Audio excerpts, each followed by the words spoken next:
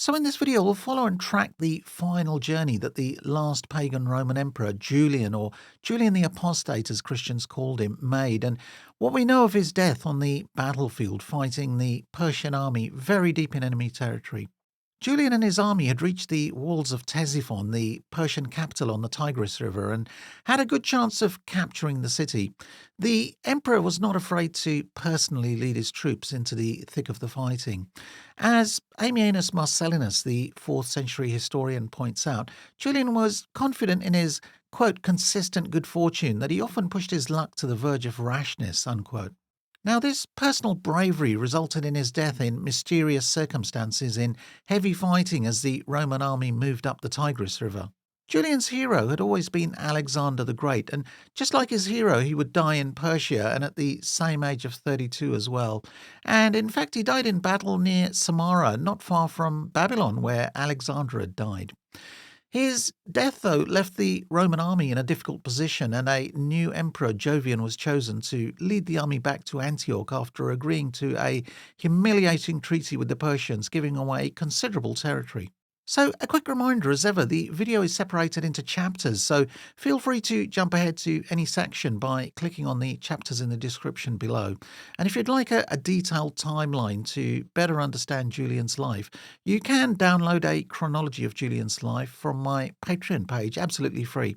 The link to the Patreon page is in the description section below as well. So let's start with a very quick summary of Julian's rise to the throne. Julian was born in the year 331 CE and happened to be the first Roman emperor to be born in the new capital of the East, Constantinople. The city had been founded just the previous year by the Emperor Constantine. He was raised as a Christian, but during his teenage years was secretly drawn to the classical Greco-Roman ideals and philosophy, and he completely rejected the Judeo-Christian ethos and culture that Constantine and his sons had begun imposing on the Roman state and people. But he kept quiet about his religious leanings till he became emperor for reasons of safety, as pagan worship was now being actively discouraged.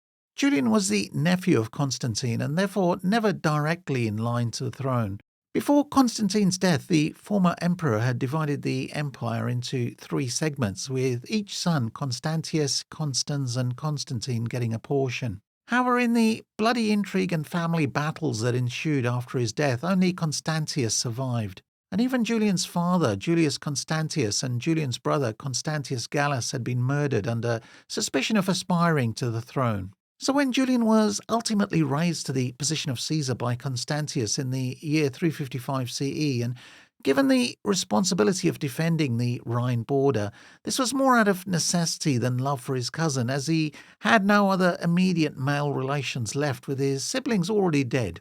Constantius would continue to mistrust his cousin and would keep a watchful eye on him, but Julian, for his part, bore him no malice and did his best to please Constantius. He made his mark by pushing back invading Germanic tribes on the Rhine frontier and in a series of campaigns, and defeating them decisively at the Battle of Strasbourg. But these victories only served to raise the suspicions of Constantius still further, as he could see that Julian's popularity with the Rhine troops was increasing. And in response, in February 360, he ordered large sections of troops under Julian to join him in the Far East, where he was facing the Persians. And it was this action of trying to weaken Julian's army that precipitated a potential civil war, with Julian's soldiers raising him to the status of emperor. Julian immediately began preparing for war, as he knew Constantius would brook no rivals, and he would begin his march towards the east to counter his cousin. Meanwhile, Constantius, having made peace with the Persians, planned to march west to face Julian. Fortunately for the empire, Constantius would fall seriously ill on his way, and this prevented a damaging civil war. Constantius, realizing his death was imminent, agreed to allow Julian to succeed him. And he died on the 3rd of November 361 CE at a place called Mopsuestia, around 80 kilometers east of Tarsus. At the time of his death, Julian had reached the city of Nisus in present-day Serbia, and this is where he received the news of his cousin's death. And so it was that on the 11th December 360 CE, Julian marched into the capital of the East, Constantinople, unopposed and, in fact, welcomed by the population, and officially became the sole emperor. The pagan historian Zosimus writes that on his arrival at Byzantium, he was received with joyful acclamations by all ranks of the people, who called him their beloved fellow citizen. he being born and brought up in that city, and showed him every kind of respect as a person who was likely to be the author of much good to mankind. Ammianus Marcellinus, the historian, also compliments Julian on the bloodless way that he managed to achieve the highest position and with little disruption in the empire. Quote, "It seemed like a dream that this man of slight build, who had just reached maturity, should, after a series of notable exploits and bloody victories over kings and peoples, have flown from city to city with unheard of speed, acquiring accessions of might and strength wherever he appeared, and that after seizing everything with an ease that rivaled the flight of rumour, he should finally have received the imperial power by the decree of heaven, without the infliction of any loss upon the state." Unquote. So, a warm start for the new emperor, who was not just a well read and educated personality who loved the classics, but also a man who now had good experience and knowledge of war and military tactics, having consistently defeated and pushed back the barbarians all along the Rhine frontier. And it looks like the people of Constantinople understood this as well, and that Julian was indeed a good candidate for the supreme position. By the way, this video relies heavily on the work of Ammianus Marcellinus, who was a 4th century pagan officer in the Roman army. After his retirement, he turned historian and wrote arguably the most valuable account of the later Roman Empire.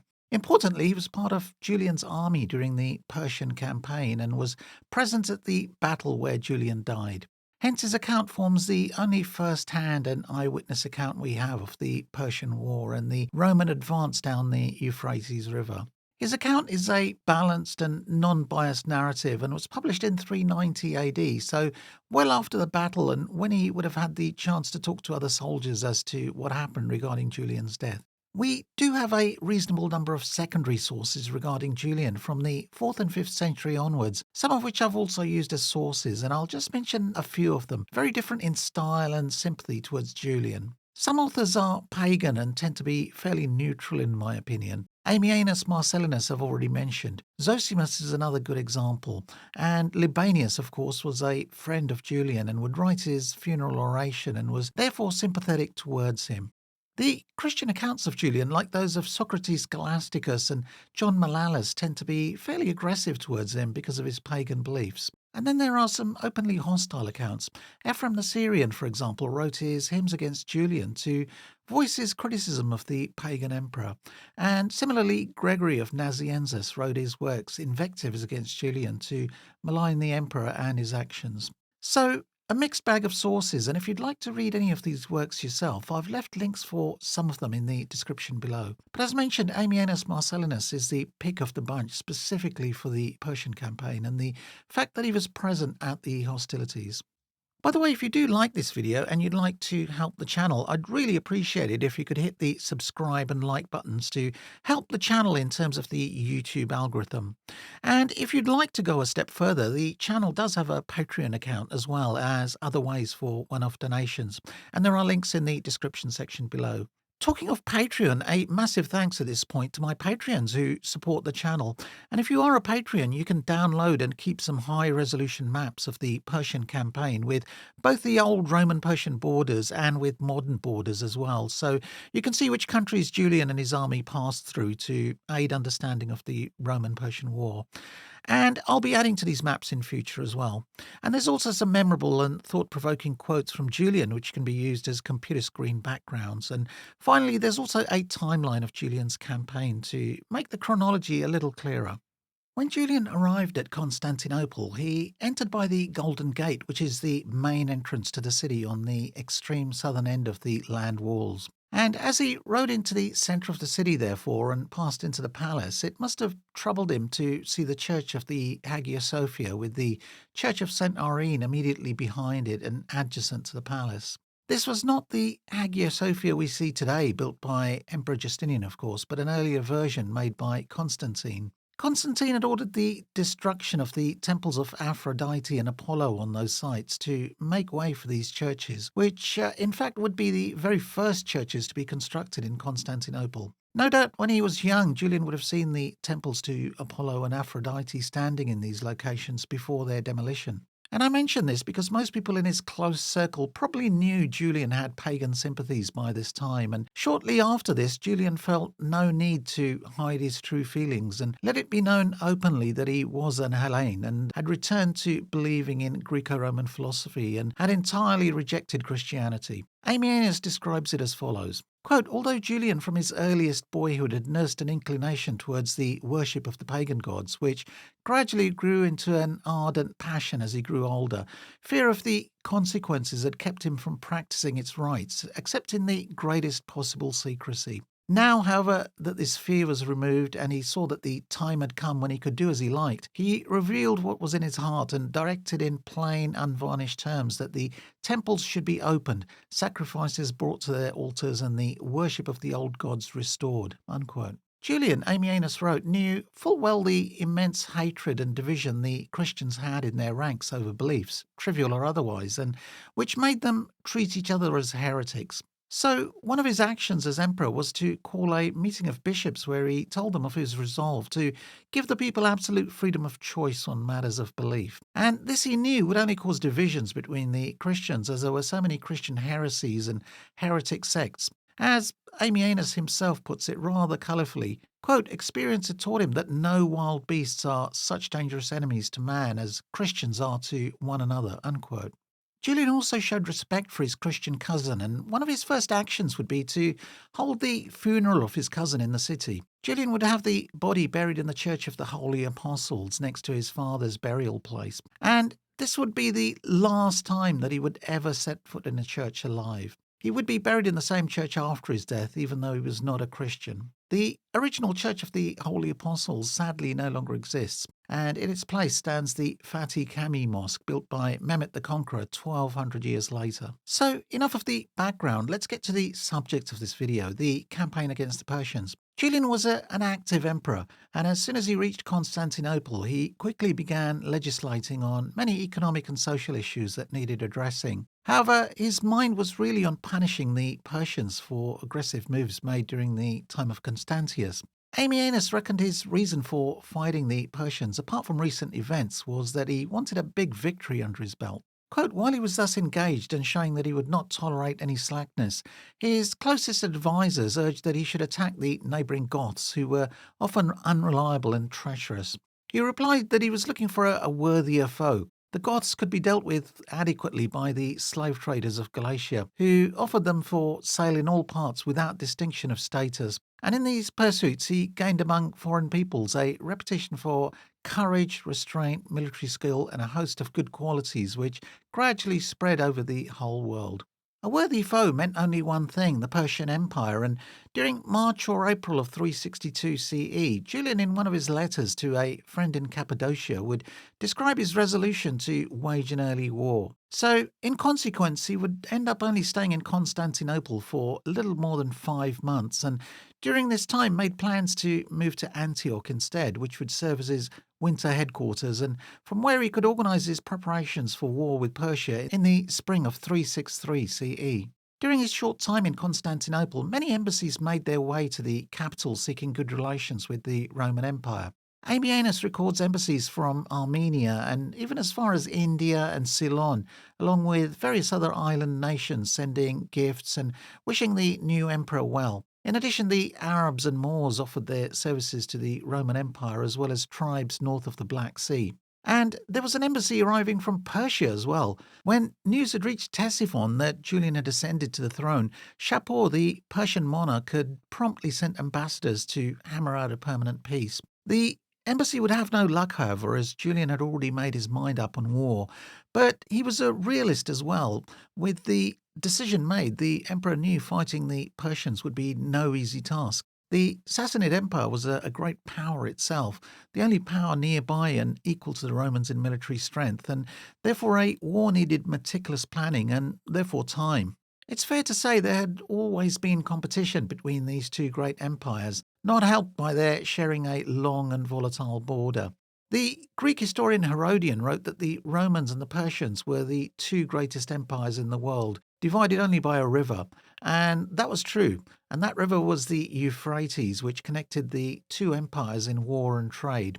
The Romans controlled the upper Euphrates while the lower section was in the hands of the Persians. So, Roman armies would typically march down the river to attack the Persian Empire, or sometimes the Tigris further to the east, while the Persians, when they went on the offensive, advanced upstream to attack Roman territory. And this was the only sure way, as on either side of the river was difficult desert terrain with few oases or rivers that could provide water. The capital of the Sassanids was Ctesiphon on the left bank of the Tigris, which was around 30 kilometers south of where modern Baghdad is located. Now, this was a good position in the sense that it was in the middle of some very fertile territory bounded by the Tigris and Euphrates rivers. But from a military perspective, it was a fairly vulnerable position in some respects. Being on the Tigris meant it wasn't out of reach of Roman armies who could utilize the Euphrates or the Tigris to march or sail downstream to advance towards the Persian capital. And because of its location, Ctesiphon had been captured no less than 5 times by Roman armies, including 3 times in the 2nd century.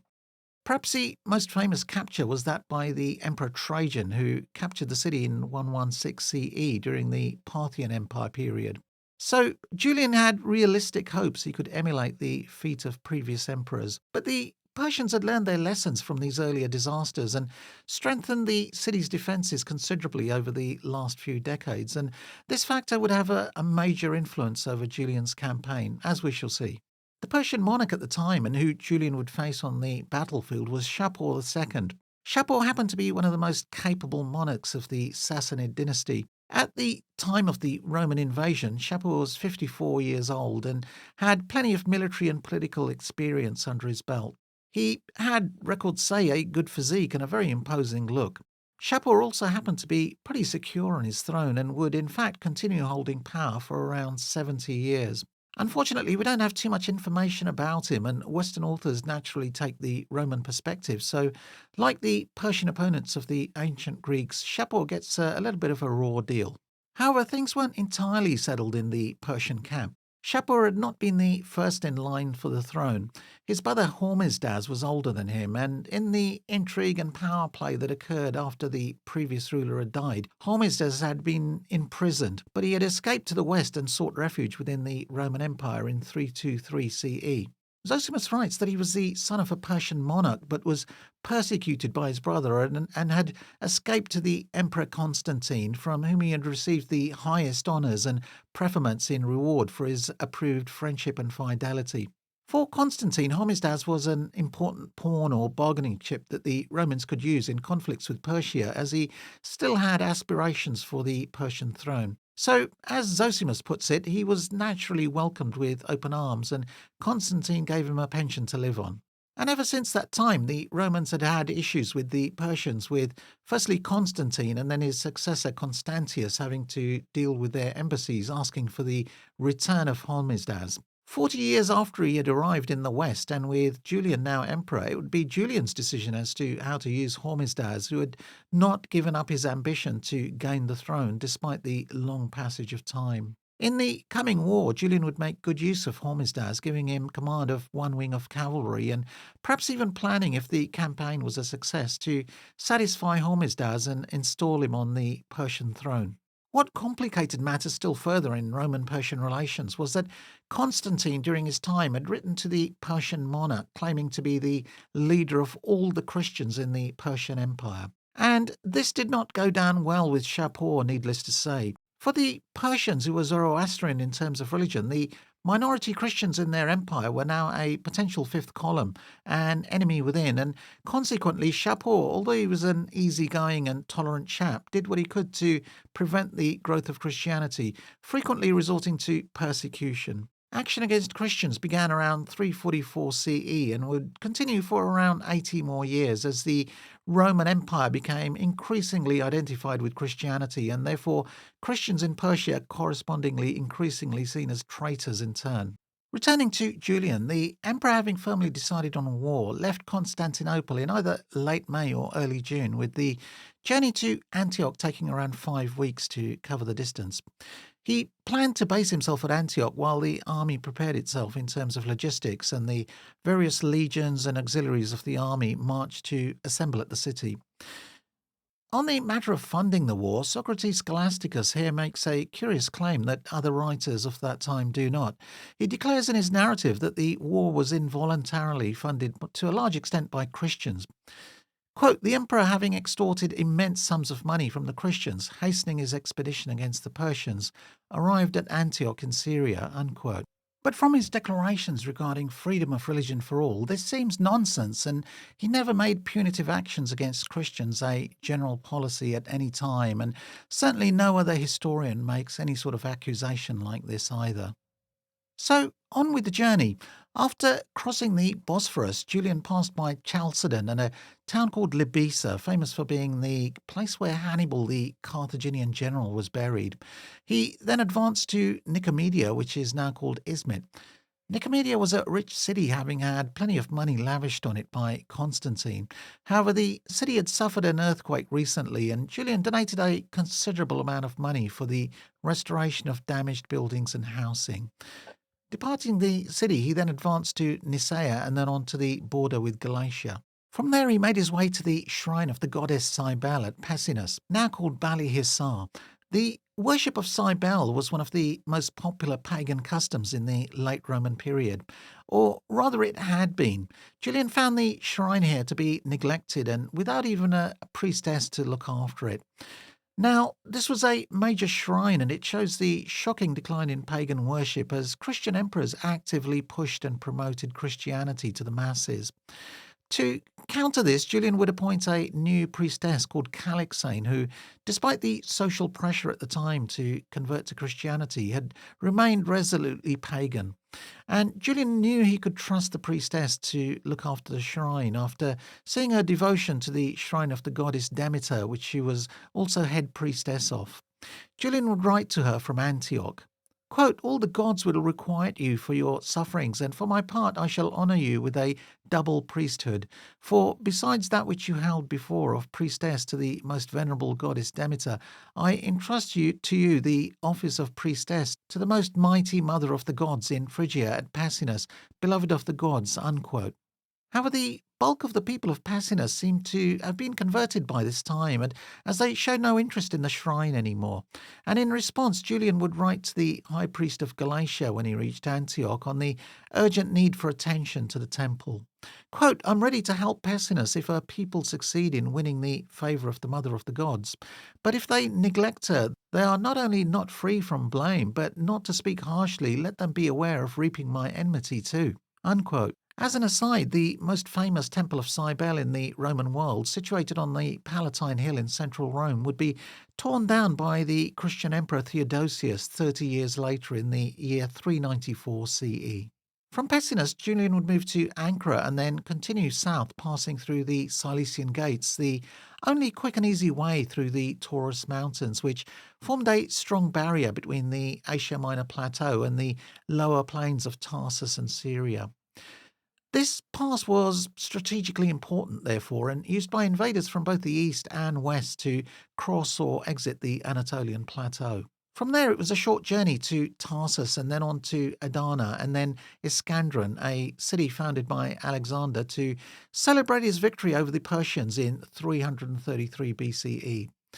Julian then crossed the Ammianus Mountains using a pass called the Syrian Gates to negotiate his way to Antioch. And he would eventually reach Antioch on the 18th of July, 362, passing through the bridge gate into the city from the south.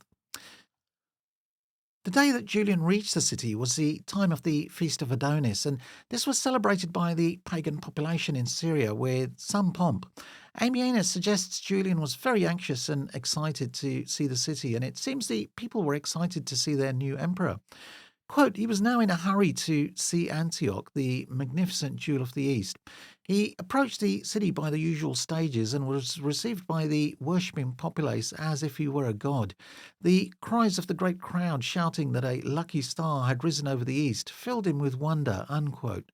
The city was called the Jewel of the East for good reason. In Julian's day, the city happened to be the third biggest city in the empire after Rome and Constantinople, a good indicator of its importance in that day and age. The Roman army had around 4 legions permanently stationed in Syria to protect the empire's eastern front, And these were based very close to Antioch, with the city functioning as a sort of military headquarters, along with being an economic powerhouse.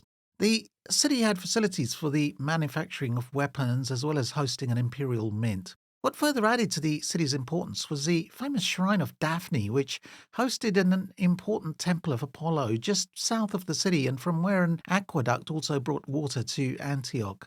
This temple would play an important part in events during Julian's stay in the city. The city's patron goddess was Tyche, and that was the image most people had of Antioch right up until the Christian era and beyond. On many maps of the time and in later centuries, Antioch was frequently shown as Tyche seated on a throne and holding a spear in her right hand. But times had changed, and this was an era of Christian dominance. Antioch was pretty much the capital of early Christianity as well, with Christian missionaries assembling in Antioch, as mentioned in Acts chapter 11. And this was the biggest city in the Eastern Mediterranean, so I guess the attraction was the ability to be able to preach to larger crowds, both Greek and Jewish. In fact, it was in Antioch that the split between Judaism and the early Christians could have said to have become final, with the word Christian being coined in the city itself, as mentioned in Acts chapter 11. It was in Antioch, too, that the term Catholic Church was used by Ignatius, Bishop of Antioch, who died in 110 CE. So you could call the city the original early centre of Christianity. Both Constantine and Constantius had a liking for the city because of its connections with early Christianity and ordered the construction of new monuments and buildings there. And by the mid 4th century, it's fair to say the bulk of the population had been converted. Certainly by Julian's time, the Christians had a stranglehold on the city. Constantine had ordered the construction of the octagonal Great Church, often called the Golden Church, which was completed in Constantius's time. The church was dedicated on the 6th of January 341 and had been constructed on the island in the middle of the Orontes River and immediately adjacent to the imperial palace at Antioch, an indication of the new and powerful position of Christianity in the empire.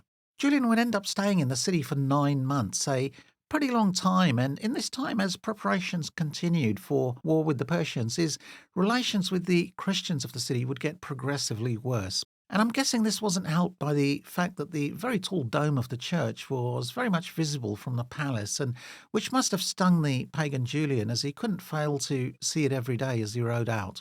His suggestions to the Christian population were plain and simple, asking for acceptance from the population for himself, but loyalty to the gods.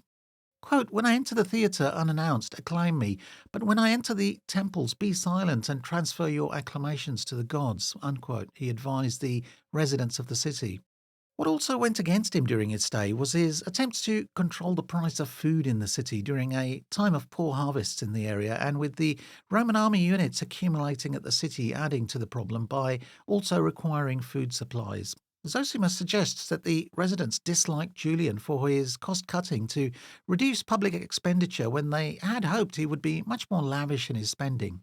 Quote, "Being naturally great lovers of spectacles and public amusements and more accustomed to pleasure than to serious affairs, they were not pleased with the emperor's general prudence and modesty. He indeed avoided entering the public theatres and would seldom see plays, and when he did, would not sit at them the whole day, on which account they spoke disrespectfully of him and offended him." Unquote.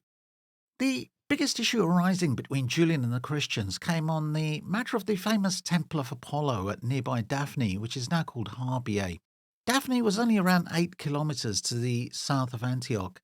The temple had been built by Seleucus, one of the generals of Alexander, who founded the Seleucid dynasty that would go on to rule Persia and much of the Middle East. Seleucus had admired the story of Apollo and Daphne and had decided to build an impressive temple at the location, one of the most beautiful areas in Syria. And inside the temple stood a massive 13-metre tall statue of Apollo constructed by the Greek sculptor Bryaxis. But with the Christianization of Antioch after Constantine became emperor, the pagan temples in the city were closed, according to Socrates Scholasticus, and the temple of Apollo too was now neglected. Libanius, the famous pagan philosopher of Antioch and friend of Julian, writes that the authorities, now controlled by Christians, had destroyed the beauty of the temple by the transfer of ornaments and decorations, presumably to decorate the Christian church instead. In fact, Antioch was one of the first cities where major pagan temples would be commandeered by Christians and converted into churches, and the most famous example in the city being the famous Temple of Fortune called the Tychion, in which the goddess Tyche was worshipped. The temple would be converted into a church and the body of the Bishop St. Ignatius installed in the former temple, for example. When Julian himself visited the shrine of Apollo at Daphne, he discovered it had hardly any visitors anymore. Only a lone priest awaited him with a single goose for the sacrifice. And this troubled Julian very much, and he was horrified at the neglects of the shrine, while the Christian church in the city was full of all sorts of costly gifts lavished on the building by the emperors Constantine and Constantius. And to make matters worse, the Christians had quite brazenly and somewhat contemptuously built a church right next to the shrine, and that was the Church of St. Babylas. Babylas was a former archbishop of Antioch, and his relics had been originally situated in the cathedral at Antioch itself. But a new church was ordered by Gallus, Julian's brother, and also a Christian when he was governor of the city in 351 CE. He decided to locate the new church immediately adjacent to the shrine of Apollo, a move that can only be seen as insensitive at best and mockery of pagans at worst. Gallus had also done nothing for the upkeep of the shrine. The church was naturally offensive to the pagans in the city, and certainly it must have disturbed Julian that such an important shrine at Daphne had been polluted by a church built immediately adjacent to it. He did not, however, order the destruction of the church, but he did suggest the moving of the sarcophagus of Babylas from the church to another location.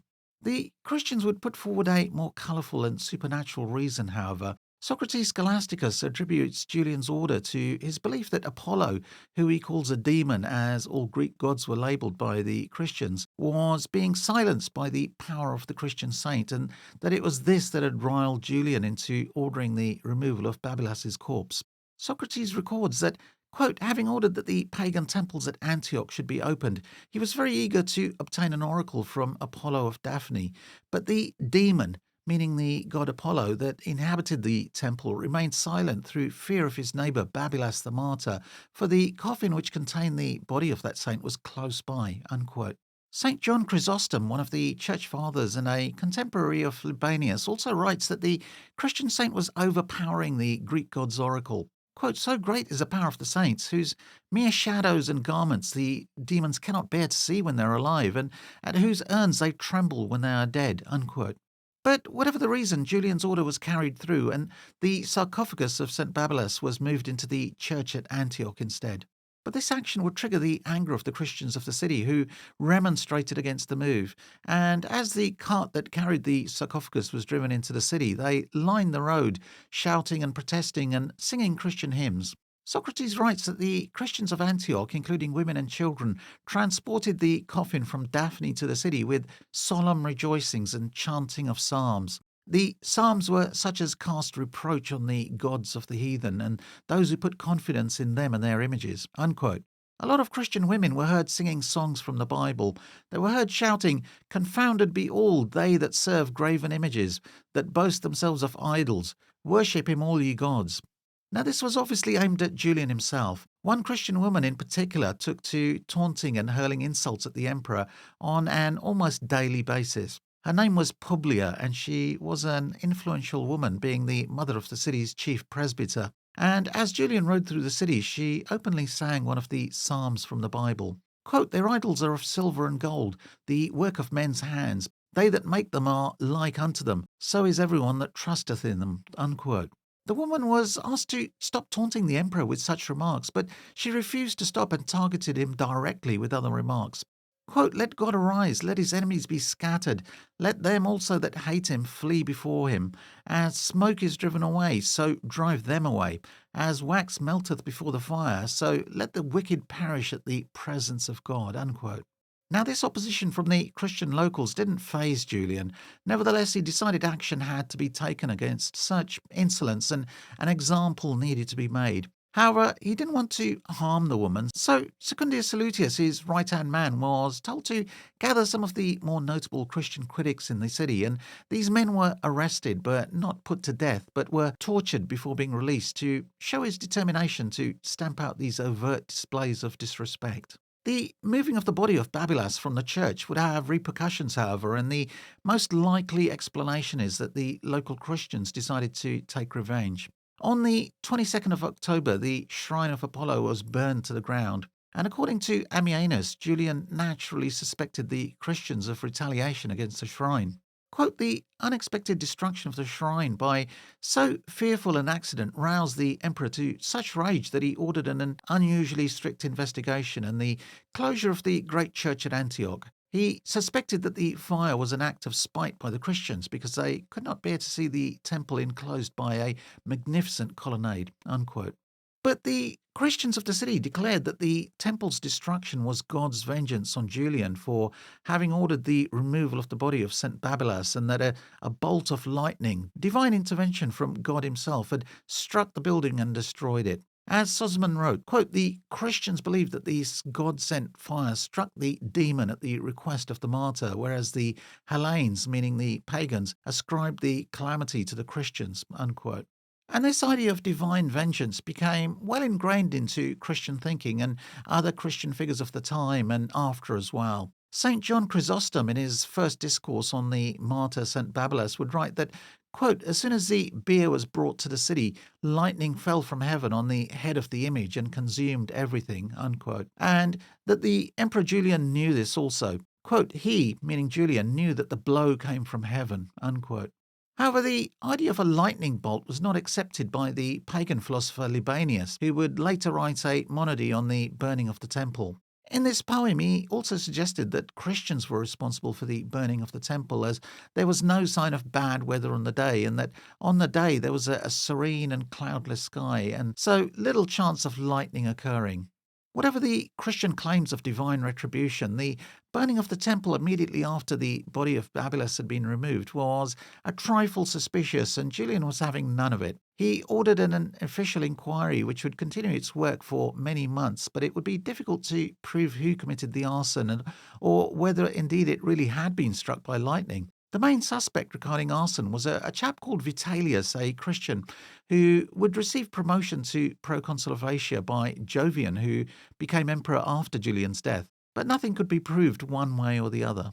Frustrated by the burning down of one of his favourite shrines, Julian would order the closure of the main church in Antioch and the confiscation of the many riches inside. The church had received many gifts from Constantine and Constantius in previous years, and a considerable amount of treasure was therefore removed. The chap responsible for the removals was Felix, the imperial treasurer, who'd been a Christian but had perhaps converted for political reasons. He had now reverted to being a pagan again when Julian became emperor, and alongside him was Julianus, Julian's uncle, and Elpidus, the emperor's private treasurer. Felix, on seeing the vessels made of gold and precious stones and other treasures stored inside the church, famously commented on the rich gifts the carpenter of Nazareth was being remembered with. Quote, behold with what vessels Mary's son is served, he declared.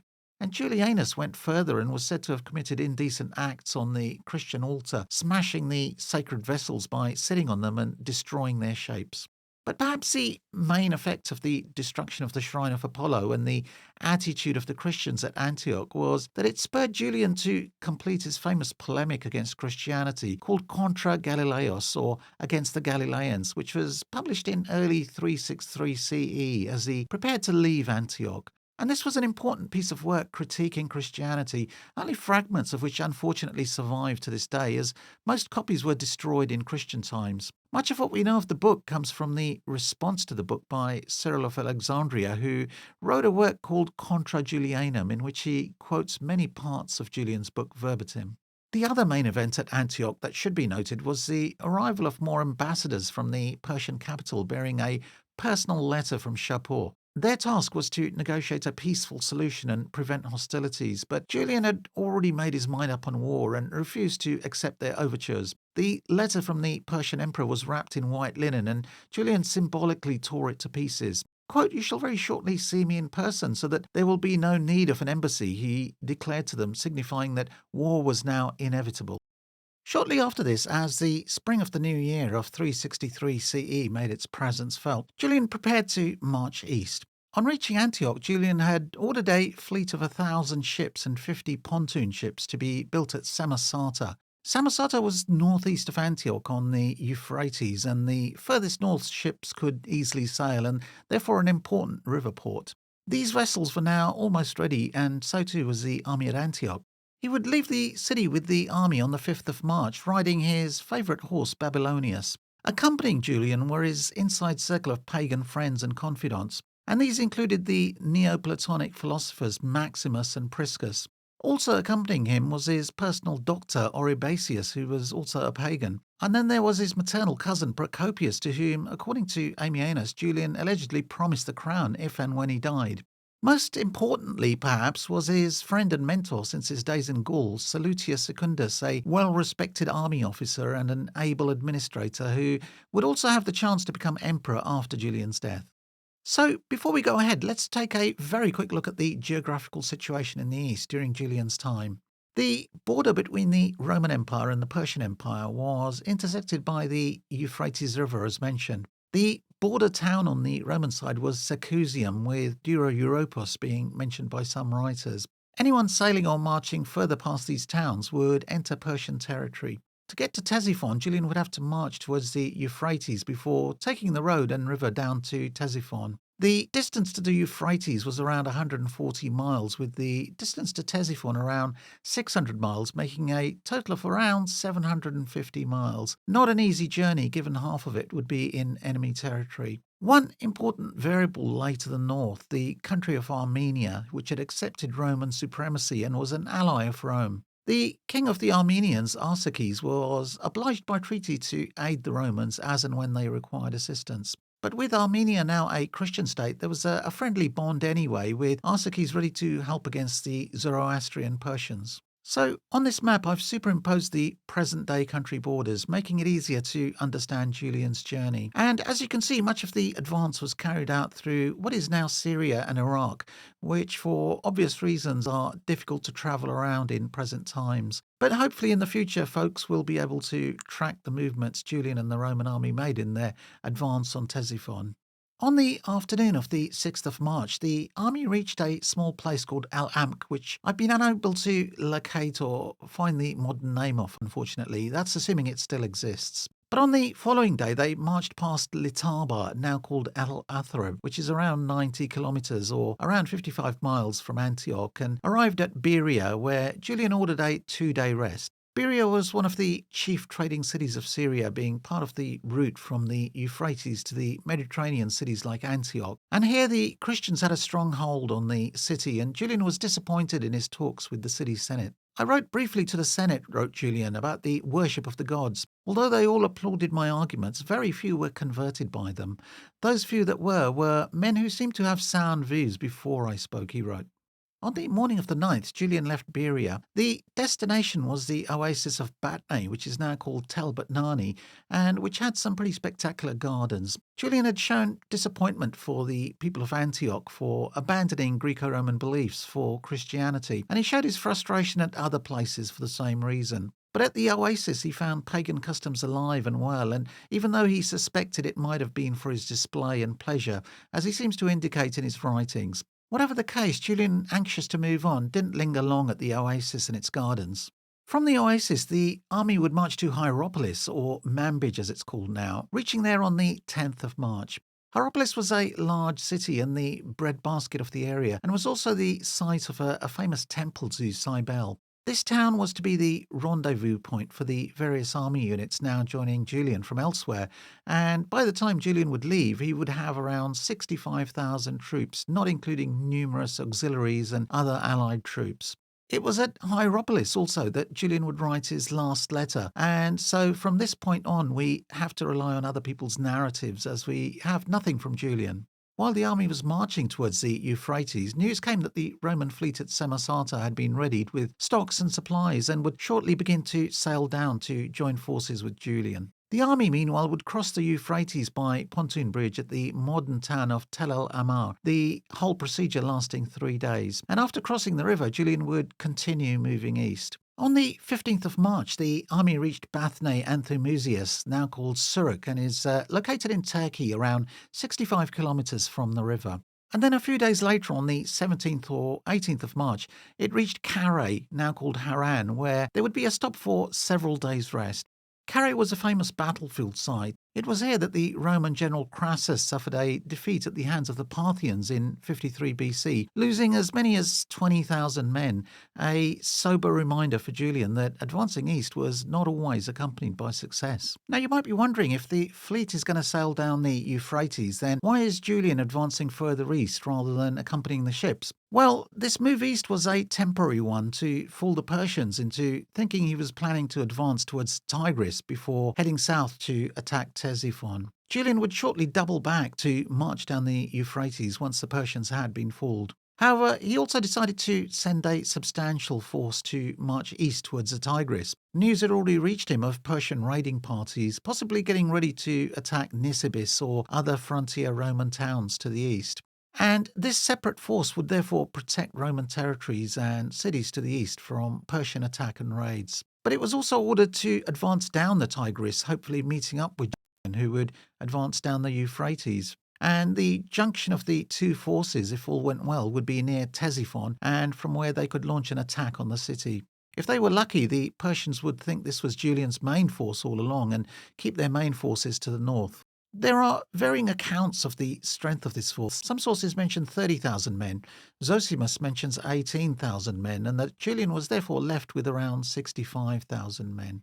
This force would be under the command of Procopius, Julian's relative, and Sebastian, who was the military governor of Egypt. Further on, they would be joined by the Armenian army under Arsaces, who had an army approximately 24,000 strong. So this combined force would therefore be as much as 50,000 strong. Now, this scheme of attacking along both rivers was in fact the same tactic used very successfully by the Emperor Trajan 200 years earlier. This feint to the east by Julian seems to have worked, according to Libanius in a letter to a friend, in that the Persians were fooled for a time at least. Quote, as soon as the emperor invaded early in the spring by a route which surprised them, the Assyrians were taken in straight away, unquote. So, with Procopius and Sebastian marching down the Tigris, Julian doubled back and moved his force down the Euphrates and reached the border town of Callinicum on the 27th of March, where he celebrated the festival of Cybele. This was a festival where the statue of the goddess was ritually washed, and Julian would take this opportunity to rest the army here for a few days as well. The other reason was the imminent arrival of the navy, which was at this very time sailing down from Samosata, and which had been ordered to rendezvous with the army at the town. The very next day, on the 28th of March, this fleet comprising 1,100 transport ships along with 50 galleys and a similar number of other boats which could be turned into pontoons when required, reached the town under the command of Constantinian. Zosimus writes that there were 600 vessels made of wood, with 600 made of skin, along with 50 warships, along with other sundry vessels needed for the building of pontoon bridges. Many of the boats carried timber for the construction of siege towers and battering rams, while others were full of supplies. The navy was important because all the supplies and stocks could very easily be transported on the ships, and then the ships could also be used to cross the Euphrates as and when required. On board the ships were an additional 1,500 infantry shock troops under an officer called Lucilianus, further boosting Julian's force. And it was here too that some Arab contingents joined the army as auxiliaries. So, with the arrival of the navy, the army and the ships could advance together from this point onwards.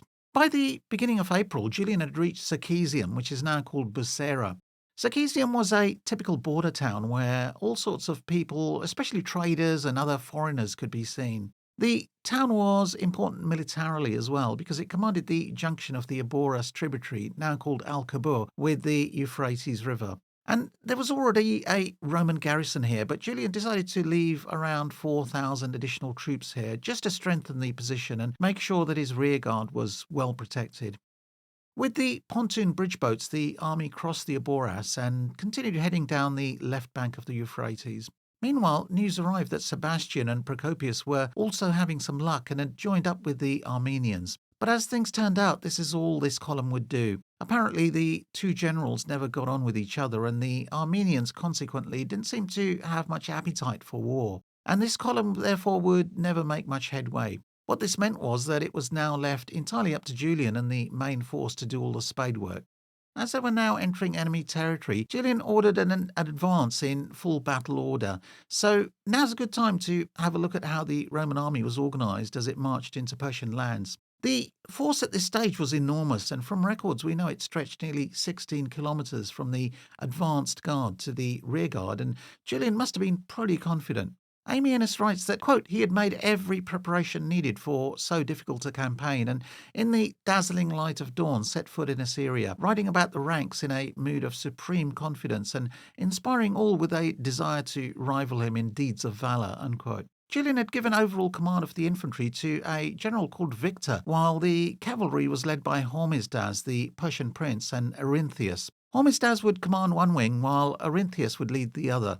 And in terms of marching order, Julian organised 1,500 skirmishers to ride well ahead to reconnoitre, and secondly, to head off any nasty surprise attacks by the Persians. And this force was commanded by the officer called Lucilianus.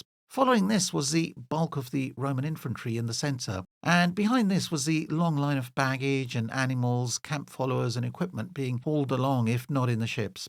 And then the rearguard marched behind at a distance of 70 stadia, according to Zosimus. Now, one stadia is an eighth of a mile, so 70 stadia would mean around 9 miles, indicating how long the baggage train was. On the 6th of April, the army passed a place called Lautha, according to Zosimus, before moving to Duro-Europos, the final outpost of the Roman Empire. This city had been destroyed by the Persians over 100 years earlier in a previous conflict and was still in ruins.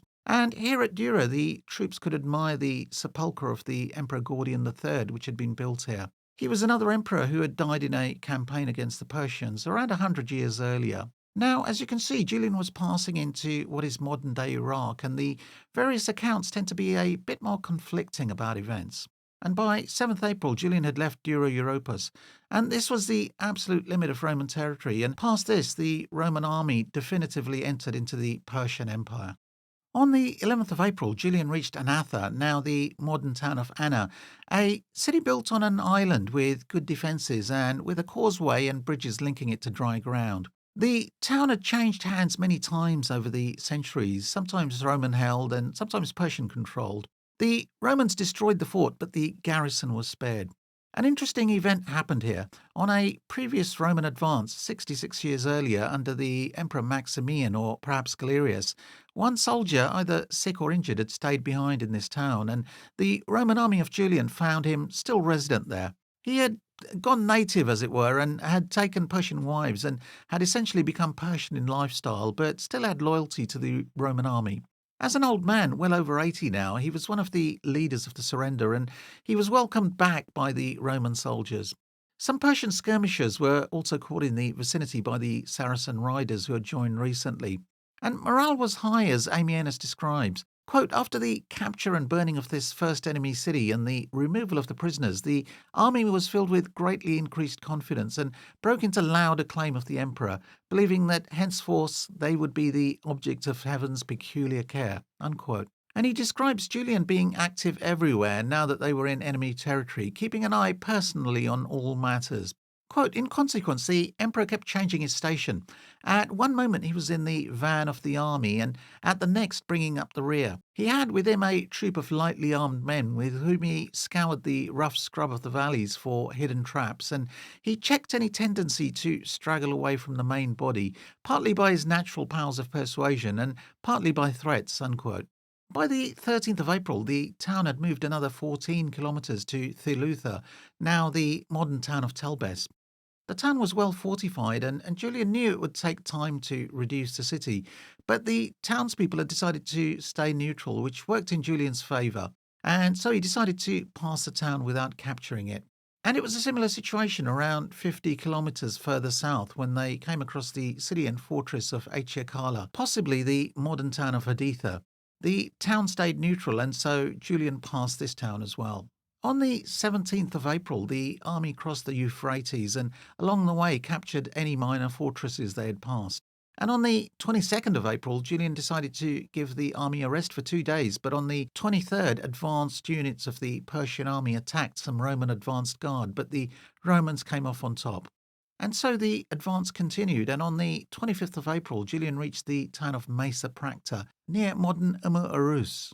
On the 27th, Julian reached the modern town of Pirisabora, which stood near what is modern-day Fallujah. The town pretty much marked the end of the desert and the start of the much more fertile area between the Euphrates and Tigris rivers.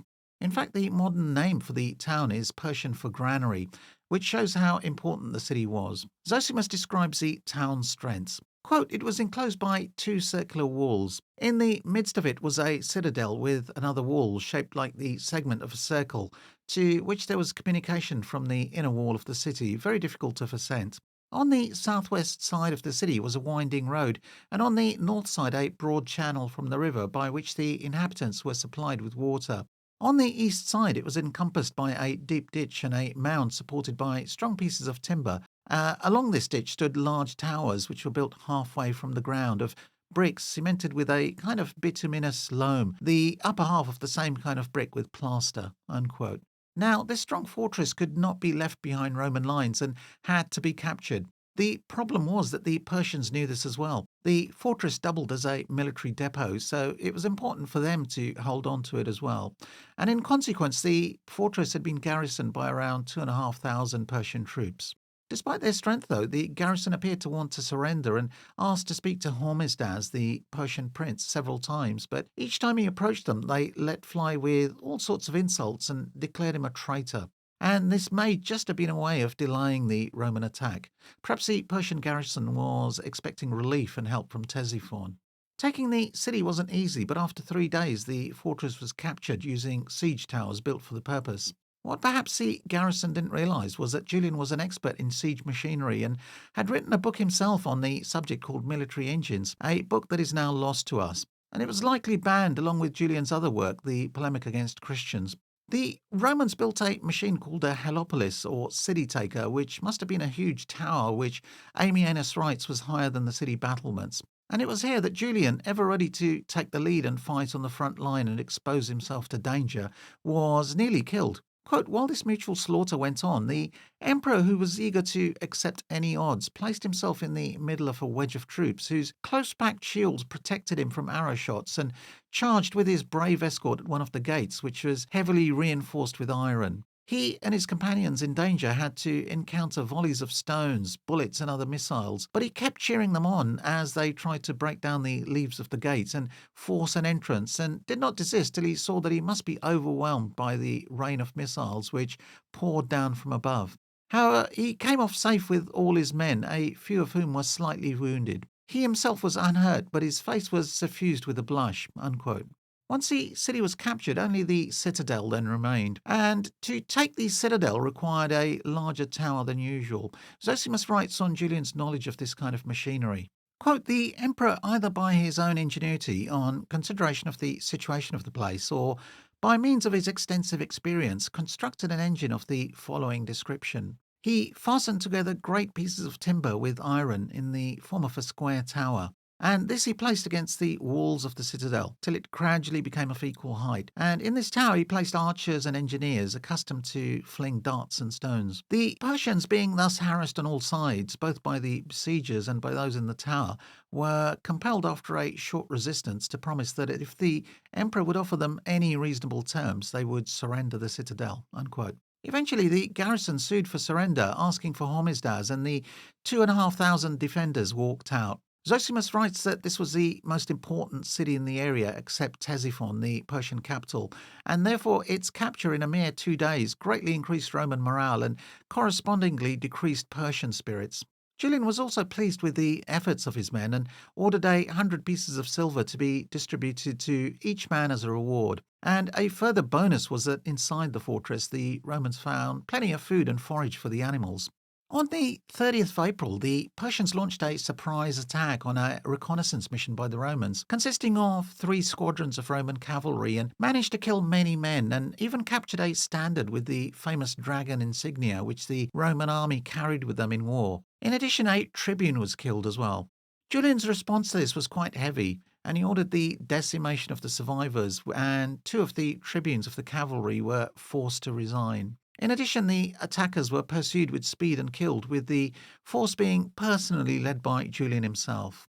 At this stage of the advance, Julian could see the troops were getting uncomfortable being so far in Persian territory, and to encourage them, he gave one of his powerful speeches.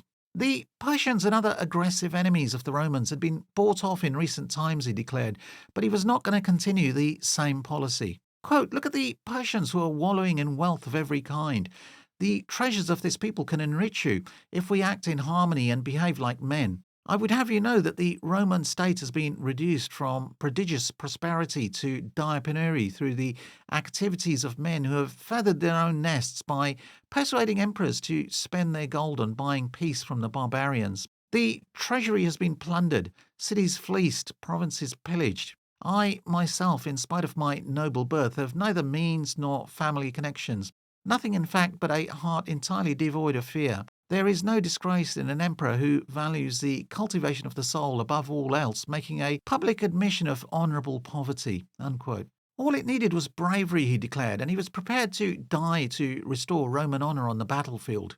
Quote, "All these blessings can be yours in abundance if you cast fear aside and are more amenable and allow yourself to be guided by God and by me, who will direct you with all the foresight that is humanly possible. But if you are stiff-necked and disgrace yourself by a return to the mutinous temper of earlier times, so be it. I, by myself, will crown my career by meeting death on my feet, as becomes an emperor, setting no store by a life which a slight bout of fever can snatch from me. Or else I will abdicate, since I have not lived in such a way that I cannot return to private station. And I am proud and glad to say that we have generals among us whose ability has been thoroughly tested and who are perfectly skilled in all the arts of war." Unquote. These words definitely calmed the troops, and they were cheered by Julian's speech and promised loyalty, and spirits were lifted. Nevertheless, the advance was getting much more difficult now. The area, as I mentioned, was fertile and was crisscrossed by numerous canals carrying water from the Euphrates and Tigris. Now, the Euphrates was in flood, and in addition, the Persians had taken the precaution of opening the floodgates to many of the canals, essentially flooding the entire Euphrates area. And the Roman soldiers found they had to wade through several inches, if not feet, of water, heavily slowing down the advance. Certainly, there was no surprise left in the attack by this time. Despite the difficulties of the flooded area, on the 10th of May, the army approached Maiozamalcha, a large city which was only around 20 kilometres from the capital itself. The city was well defended as well, and Julian knew he could not leave it uncaptured behind his lines. The fortress was situated in a very difficult place upon a mountain outcrop with very few paths leading to the walls, but Julian knew he had to capture the fortress before the main Persian army arrived. What made it more difficult was the heat, which can approach around 40 degrees centigrade in that part of the world during the day, while at night the temperatures can get close to freezing. So a very wide range of temperatures for the soldiers to deal with.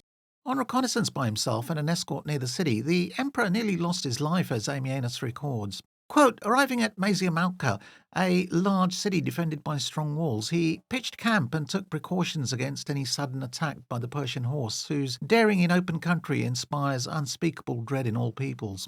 After seeing to this, he took a few light-armed men and went with them on foot himself to make a careful reconnaissance of the city, but fell into a dangerous trap from which he barely escaped with his life. 10 armed Persians emerged from a hidden postern, crawled along the bottom of the slope on hands and knees, and suddenly threw themselves on our men. The emperor's dress made him conspicuous, and 2 of them attacked him with drawn swords. But he protected himself by raising his shield. From under its cover, he plunged his sword into the side of one with superb courage, while the other was dispatched by repeated blows from his escort. The rest, some of whom were wounded, scattered in flight. Both the dead men were stripped of their arms, and Julian, without suffering any loss, brought back the spoils to the camp, where he was welcomed with universal delight." Unquote. The key to capturing the city was by sapping, although the Roman army managed to destroy one of the city towers with the battering ram. Julian ordered some diversionary attacks when the sappers had completed the tunnel, and soldiers managed to spring out the tunnel and open the gates, leading to a massacre in the city. The key to capturing the city was by sapping, although the Roman army managed to destroy one of the city towers with the battering ram. Julian, though, ordered the commander and 80 of his men to be spared death. To reward his men's bravery, he also ordered a siege crown to be given to the 3 men who had tunnelled their way into the city and, disregarding fear, had opened the gates. And he was also very generous in giving pretty much all the loot to his troops and famously only keeping 3 gold pieces for himself, along with a mute boy as a servant. Ammianus records that, quote, he would not touch or even look at any of the lovely young girls who were captured, though Persian women are renowned for their beauty. In this, he followed the examples of Alexander and Africanus, who would not allow themselves to succumb to desire after showing themselves invincible by hardship, unquote.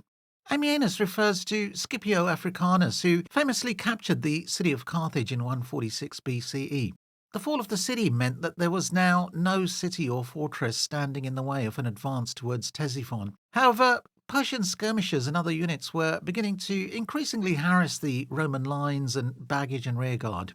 On the 15th of May, Julian passed the ruins of Seleucia, a great city in former times, but which now lay in ruins.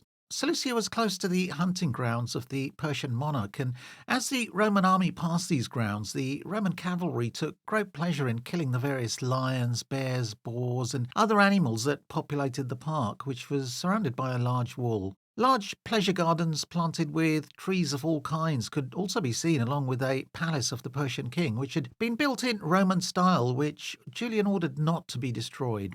And as they marched further, Julian put himself in danger again as they approached a small fort.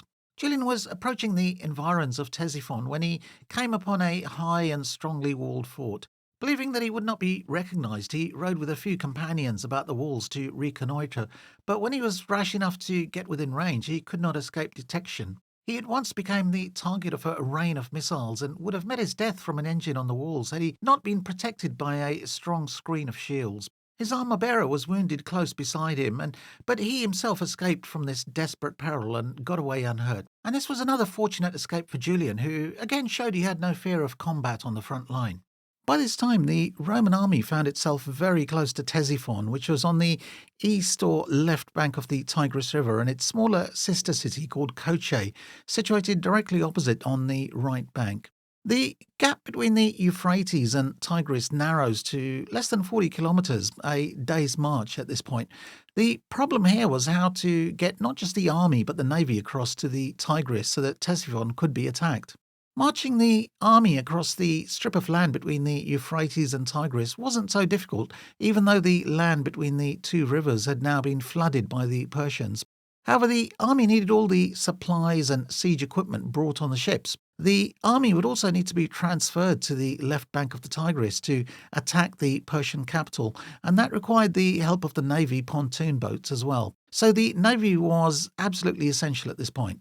One option was to sail the fleet down the Euphrates and then up the Tigris at the point where the two rivers merge into the Shatt al-Arab. However, this would take time, and it would also be dangerous as the fleet, unaccompanied by the army, would be vulnerable to fire from both banks, particularly as it passed by Ctesiphon.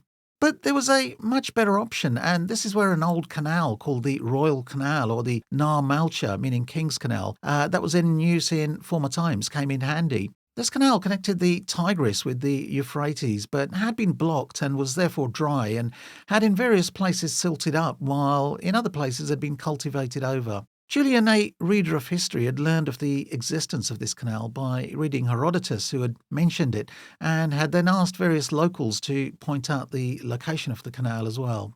And from what he could see, Julian decided things looked promising and the canal dams blocking the water of the Euphrates were destroyed. Water then began flowing into the old canal, and some parts of the canal which had silted up or were being cultivated were dug up by the soldiers, and in a short time the canal again connected the Euphrates with the Tigris. Now this was a masterstroke and allowed the Roman fleet to transfer itself quite easily to the Tigris. Meanwhile, the Roman army marched alongside the canal, and both the fleet and army appeared before Koche by the 17th of May.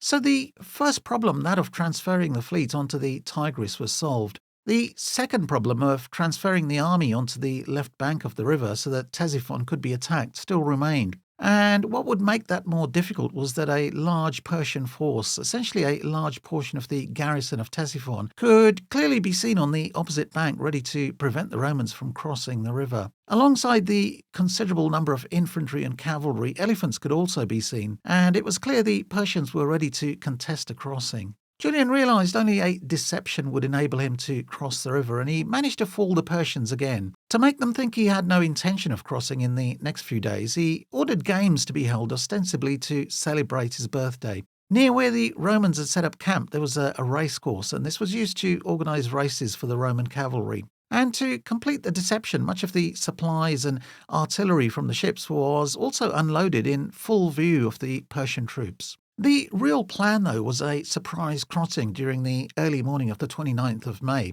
One of his top generals, Julianus, was assigned the task of crossing the river with a portion of the troops a few miles upstream during the night. The plan worked, although the Persians realised what was happening early on and attacked this contingent. They were thrown back, though, and the bulk of the Roman army used the opportunity to cross the river and establish a strong bridgehead. The Roman attack then continued uphill against the Persian position, and during the following day the rest of the army crossed.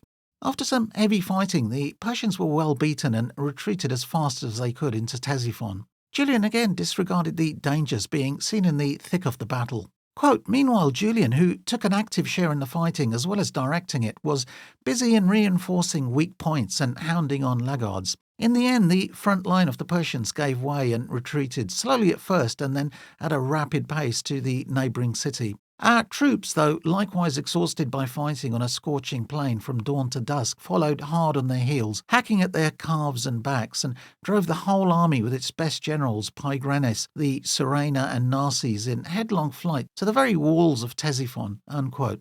In fact, advanced units of the Roman army might have been able to enter the city if they'd been quick enough, but then it may well have been a trap at the same time. Victor, fearing the troops might be cut off inside the city and unable to retreat, specifically ordered them not to enter Ctesiphon, and so the chance to capture the city on the same day disappeared. Morale after this victory was high in the Roman army, as Ammianus records. Quote, having lost all their fears and trampled on the bodies of their foes, our men, still stained with blood righteously shed, gathered by the emperor's tent and gave him praise and thanks for his victory in a battle in which no one could tell whether he had been more of a general or a common soldier. So successful had he been that the Persians lost approximately 2,500 men to our 70. Julian addressed by name several whose undaunted valour he had personally witnessed and rewarded them with naval, civic or camp crowns. Unquote. According to Socrates Scholasticus, it seems that the Persians after this battle had decided on peace and that the Persian king had again sent ambassadors to hammer out a peace deal. Socrates, though, scoffed at Julian wanting only a military victory and claimed that Julian wrongly believed in reincarnation and that Julian believed he was Alexander reincarnated. Quote, giving credit to the divinations of the philosopher Maximus, with whom he was in continual intercourse, he was deluded into the belief that his exploits would not only equal but exceed those of Alexander of Macedon, so that he spurned with contempt the entreaties of the Persian monarch. He even supposed, in accordance with the teachings of Pythagoras and Plato on the transmigration of souls, that he was possessed of Alexander's soul, or rather that he himself was Alexander in another body. And this ridiculous fancy deluded him and caused him to reject the negotiations for peace proposed by the king of the Persians. Unquote. Now this claim, though, is not iterated by Ammianus or any of the other writers of the time. The plainer and much more obvious explanation, I think, for Julian rejecting Persian overtures is that Julian was simply very confident, having marched the Roman army all this way, that he could capture the city as well, just like previous emperors had done. And so, after the battle and continuing their march south, the Roman army reached the outskirts of Ctesiphon on the 29th of May, 363. However, after camping on the left bank of the Tigris for a week or so and doing a proper reconnaissance of the defences of the city, Julian and his officers realised the situation wasn't as advantageous as it should have been to the Romans. Although Ctesiphon had been captured by the Romans multiple times before, the Persians had strengthened the city walls considerably, and capturing the city would be much more difficult than in earlier times. Taking the city now would require a lengthy siege. So, at the end of the second week of June, Julian held a council of war with his generals where they considered how to manage the campaign, and there were three clear options at this stage. The first was to continue and go ahead with the siege of Ctesiphon, even though the defences were formidable.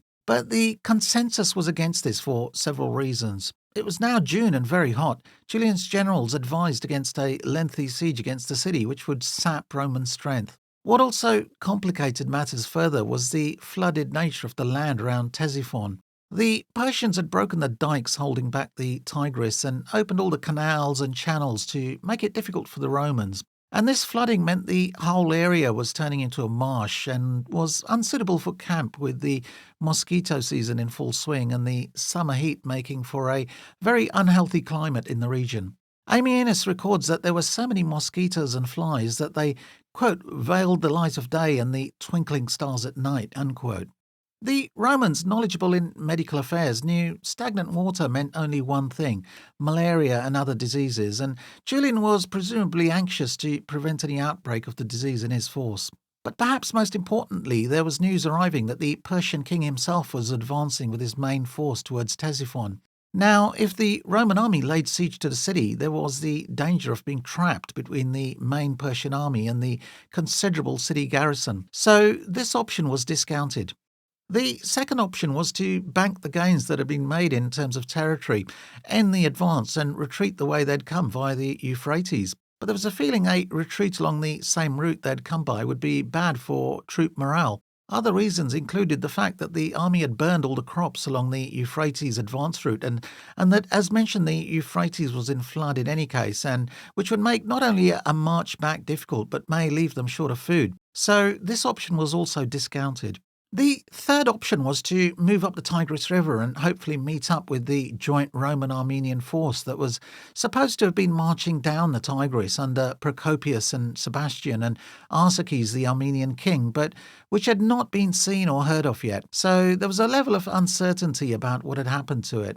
And this idea had several other advantages. Firstly, the army would not be marching through flooded, marshy terrain. Secondly, this force would reinforce Julian's army in case of battle with the Persians. Julian and his generals were in consensus that this third option made the best sense, and that with luck they could link up with Procopius. So plans were immediately made to move north. The one major consequence of this decision to march north, though, and one of the most controversial and difficult decisions that Julian probably had to make, was to destroy the Roman fleet that had accompanied the army down. Sailing the fleet upstream against the strong Tigris current was obviously a difficult option at this point during the second week of June, but a lot of people would criticise this move in hindsight. Who knows, perhaps Julian had always decided on this move anyway, but it's difficult to see what else he could do. He certainly couldn't leave the fleet unattended to be captured and fall into the hands of the Persians. As Libanius later wrote, better that than the enemy. Only around 12 boats, which could be used to bridge the river as and when required, would be kept, and these could easily be transported on land.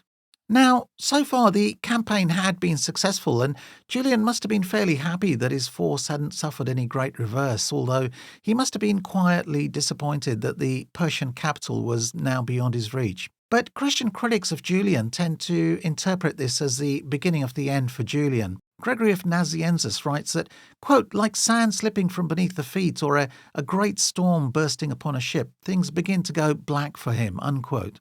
The retreat north began around the 14th or 15th of June, but it wasn't long before it became apparent that this route would not be easy either. The march quickly began to get more difficult. The Persians had adopted a scorched earth policy, and as the Roman army marched north, they found devastation all around them, with the crops ruined. In addition, Persian skirmishers began to almost continually harry the Roman army, and there was frequent attacks on the Roman vanguard and rear as they made their way slowly northwards.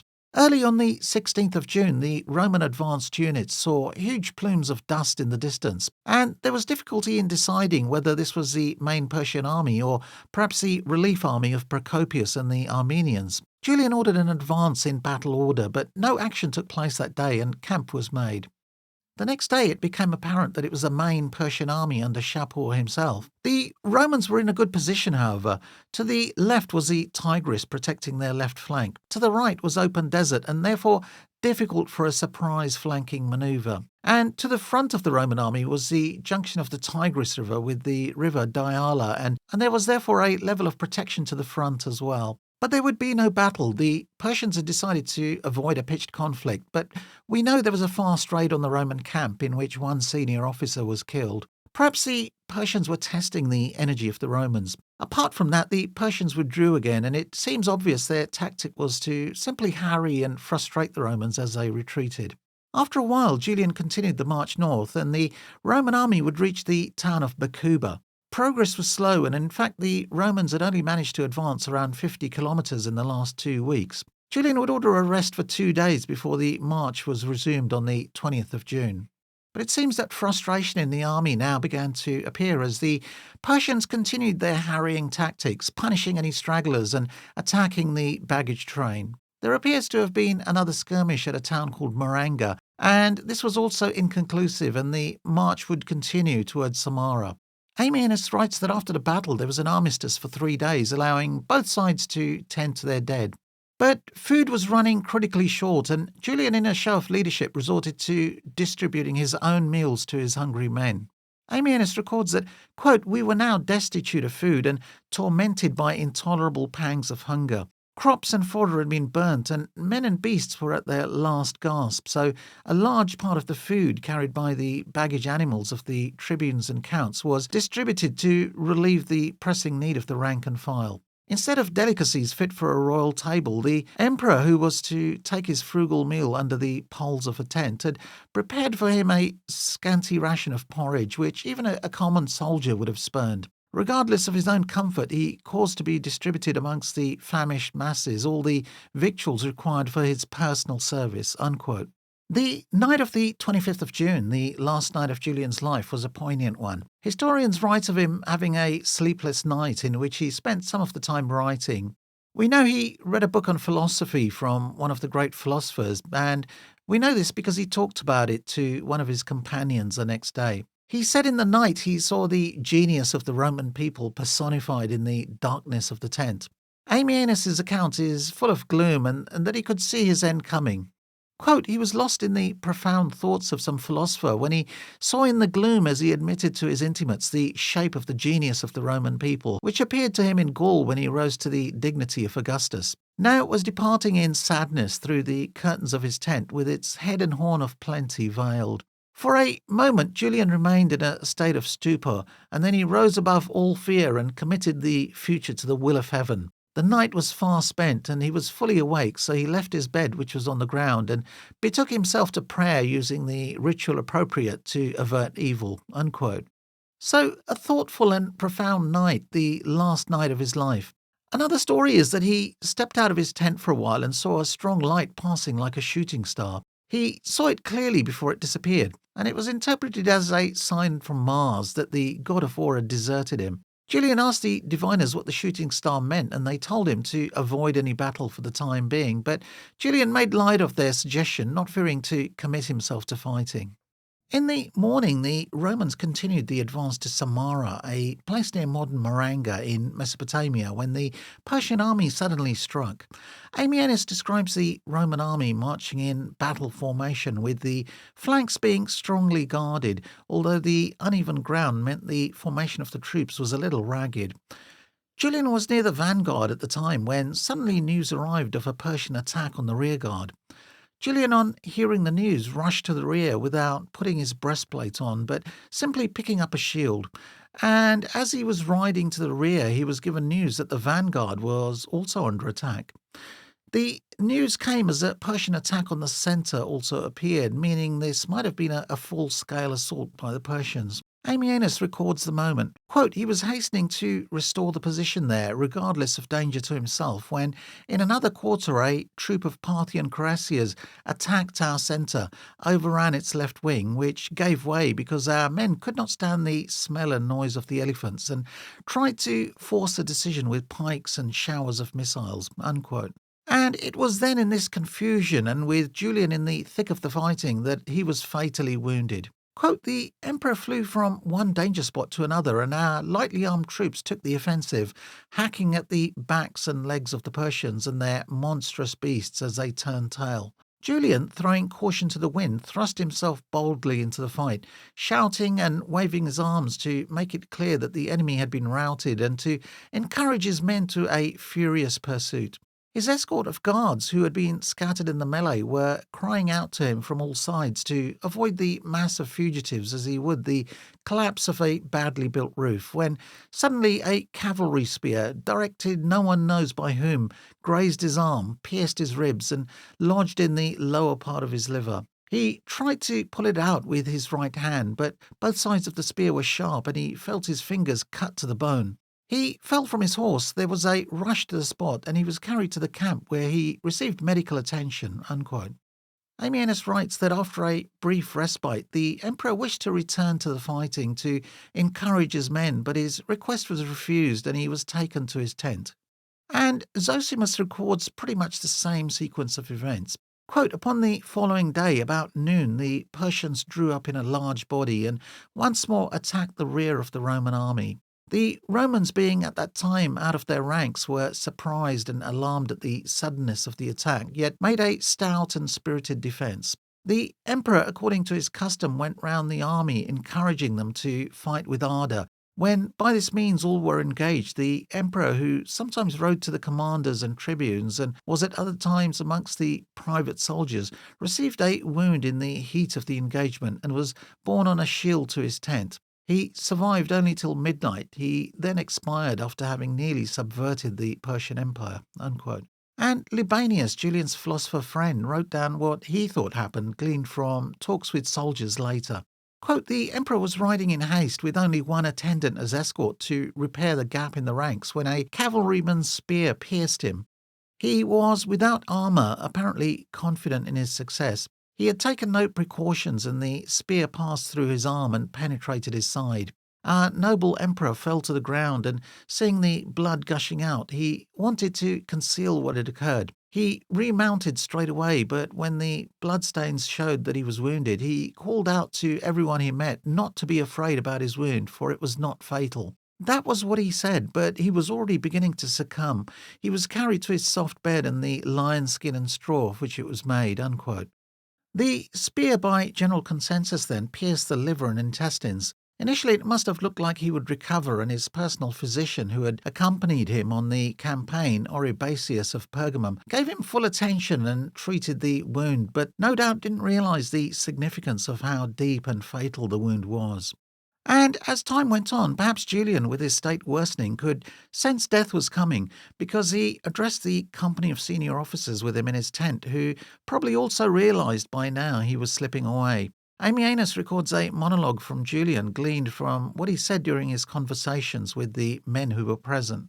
Quote, my friends, the time has come and there could not be a better for me to depart this life. Nature is calling in my debt, and like an honest debtor I will repay it gladly, not as some might expect in affliction and sorrow, because I share the common conviction of philosophers that the soul's bliss is of a higher order than the body's, and believe that when the better is separated from the worse, one should rejoice rather than grieve. Unquote.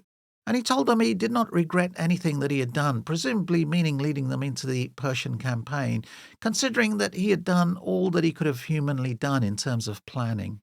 Quote, but well-conceived plans are not always attended by success, since the ultimate outcome of any enterprise is in the hands of the powers on high. I depart gladly, knowing that whenever in obedience to the imperative commands of my parent, the state, I have deliberately exposed myself to danger, I have stood my ground unshaken, having trained myself to trample underfoot the storms of chance. And I am not ashamed to admit that I learned long ago from a prophecy in which I put faith that I should fall in battle. Unquote. And he was philosophical in judging that a death on the battlefield was infinitely more preferable than any influenced by human machinations and intrigue, or by nature over which we have no control. Quote, I give thanks to the everlasting God that I'm not dying through secret conspiracy or from a painful and lingering disease or as a condemned criminal, but have been found worthy to take so honourable a departure from the world in the midst of a successful and glorious career.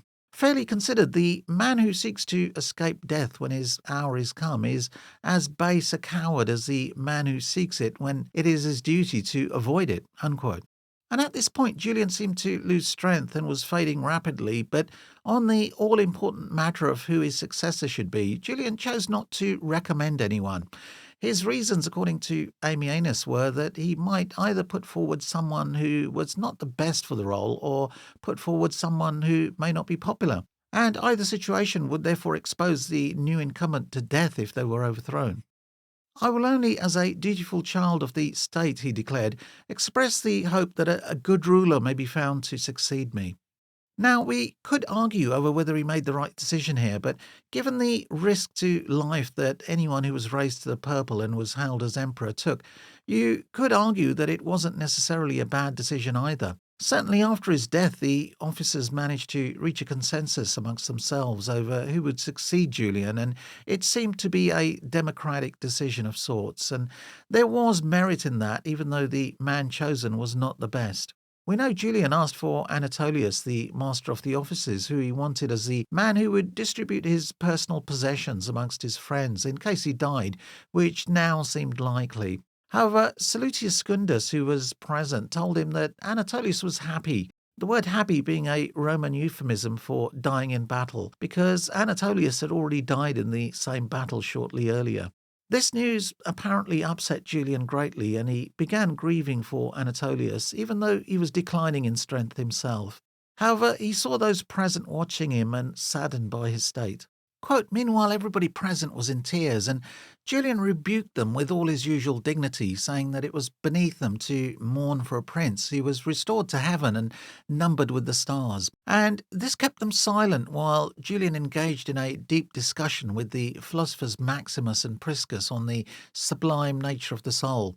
Suddenly the wound in his side gaped wide, and swelling in the veins obstructed his breath. He asked for and drank some cold water, and then at dead of night expired peacefully." Julian died at the age of 32, the same age as his hero Alexander the Great, who also passed away in Persia. Perhaps one of the hymns Julian wrote to the god Helios in earlier times sums up the moment perfectly. Quote, "When fate wills at the proper hour, may I have the most gentle exit from this life, and ascend to be with him, if possible, to abide and be with him forever." Unquote. So the big question was, and which still remains to this day, is who actually killed Julian? Well, there were two schools of thought. One was that a Persian soldier must have done it, and the other was that a disgruntled Christian soldier, angry at Julian's pagan sympathies, had taken the opportunity in the confusion and dust of the battle to assassinate him. Ammianus does mention that some soldiers reported that Julian had been killed by a Roman spear and not a Persian one, but he personally tended to discount this, although his book was published around 390 CE, during Emperor Theodosius's time when pagan belief was being completely banned, and maybe he thought it wise not to blame a Christian for Julian's death. Who can say? However, he does cryptically write that as the army marched on under Jovian, the Roman soldiers were labelled traitors by the Persians for having arranged the killing of their own emperor. Quote, "Seeing us there, the enemy assailed us from the woods above with missiles of various kinds and a storm of abuse, calling us traitors who had murdered an admirable prince. They too had heard from deserters of a vague rumour going about that Julian had been killed by a Roman weapon." Unquote. Another soldier whose account is now lost was a man called Magnus of Carrhae. Very few sections of his account survive, but the ones that do also say that Julian was wounded by somebody unknown. 14 years later, Libanius reckoned that Julian was killed by a Saracen in the Persian army, and this may have been confirmed by Julian's doctor Oribasius, who, having examined the wound, said that it was from a spear used by a group of Lakhmid auxiliaries in Persian service. Libanius tried asking the returning soldiers, but no one could give him a satisfactory reply. "Our hero is slighted, everyone's concern is for himself," he would complain. But nevertheless, there was a strong suspicion in many circles that a Christian soldier had killed Julian, especially since the Persians did not claim the kill and openly blamed treachery on the Romans. Libanius does go on to suggest this a year after Julian's death.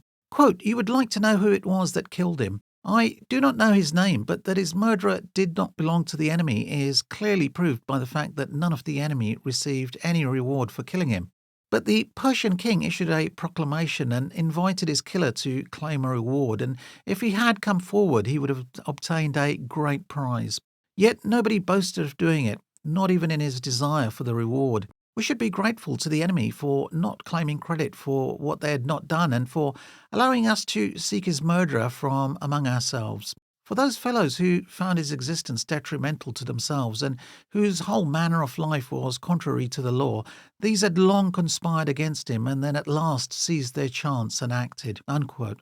So the logic was that since no Persian soldier had claimed responsibility, then the only real alternative was that a Christian Roman soldier had committed the treachery. What is unfortunate is that there are certainly no clear records from the Persians either as to what happened. But we do have various Christian accounts which in general tend to be much more colourful. Socrates Scholasticus writes that a Persian spear did the damage, although he mentions a bodyguard called Callistus who was presumably a Christian, and I say that because Callistus blames the death on a demon, which are part of Christian mythology. Another Christian account is by a chap called Ephraim Cyrus. Julian's funeral procession would go through the city of Nisibis during the early autumn, and Ephraim Cyrus was present as Julian's body was taken through the city on its way to Antioch. Ephraim blamed it on Julian's paganism and his realization that Christianity was the truth. Julian, who wrote, willingly committed suicide. But this idea seems ridiculous given Julian's character and the fact that he was leading his army on a successful mission. One of the more outlandish Christian myths regarding his death invariably involved the idea of divine punishment for his apostasy. A popular belief, as recorded by John Malalas and others, was that he was killed by Saint Mercurius, as told by St. Basil of Caesarea. Basil had recalled that he saw matters clearly in a dream that he had on the night of Julian's death. He saw Jesus himself sitting on a throne in heaven, summoning Saint Mercurius and ordering him to kill Julian. And after killing Julian, Mercurius returns to Jesus and tells him that the job had been done. And a similar story is recorded by Gregory of Nazianzus, who writes that Mercurius killed Julian with a lance.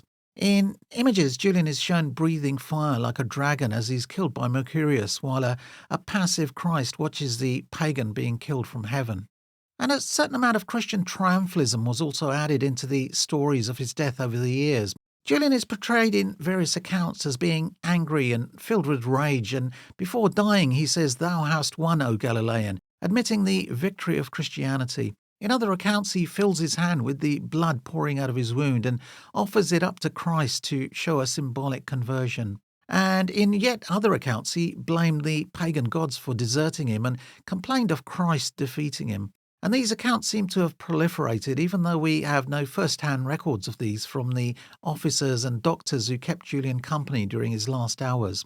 The day after Julian's death, on the 27th of June, a meeting was held by the generals and commanders of the various legions and cavalry regiments as to who would succeed Julian. The obvious choice was his trusted and wise lieutenant, Salutius Secundus, who was also a pagan. However, surprisingly, or perhaps wisely, he turned it down. His reason was his advanced age. Secundus thought it was better that a younger person take the role. After some toing and froing, a man called Flavius Jovianus, who happened to be the chief of guards, was offered the role. Jovian was an unexceptional man, known for having a good time rather than being a good administrator.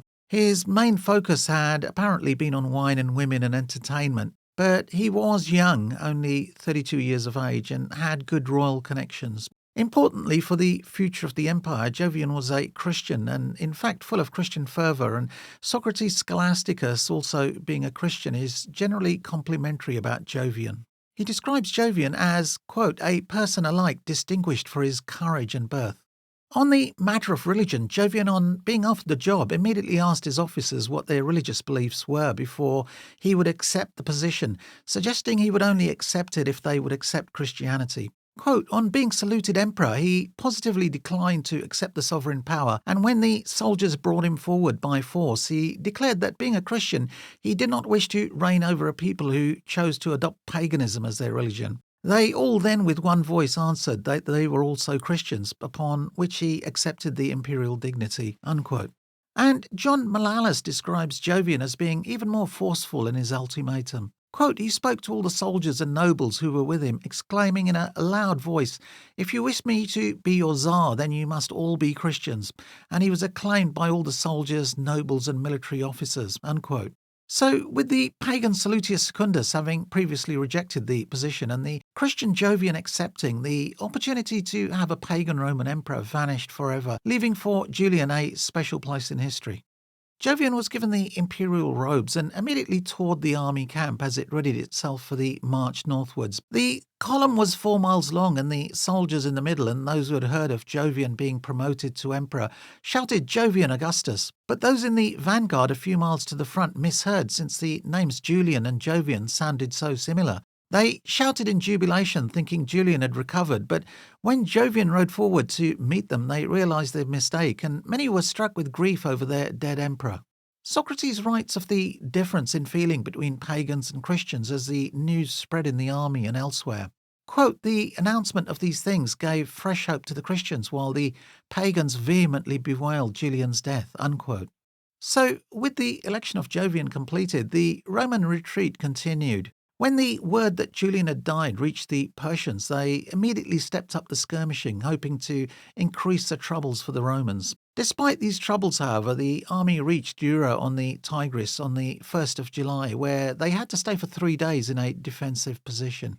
Eventually, Jovian would decide the situation was untenable, as food supplies were almost finished, and opened negotiations with the Persians. Heading the delegation being sent to the Persian camp would be Salutius Secundus, along with other officers.